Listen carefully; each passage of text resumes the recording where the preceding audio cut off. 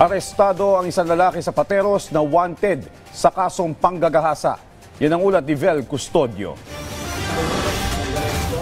Natuldukan ng isang taong pagtatago sa batas ng lalaking ito sa kasong pangahalay, makaraang maaresto siya ng PNP Pateros, Pasig City. Sinasabing sariling pamangkin na pawang 17 taong gulang pa lamang ang biktima, itong 36 na taong gulang na suspect. Meron kami nagamit na confidential informant para masundan itong subject natin na pupuntang araw ng Pateros LTO. So, may tao na ako doon at nung positive na yung tao doon, dali-daling pumunta. Na-aresto namin. Bukod sa rehistrado sa LTO ang suspect, maging sa most wanted list ang Pateros Police, nakatala rin ang pangalan niya. Hindi na nakapalag at sumama na lamang ang suspect sa mga otoridad.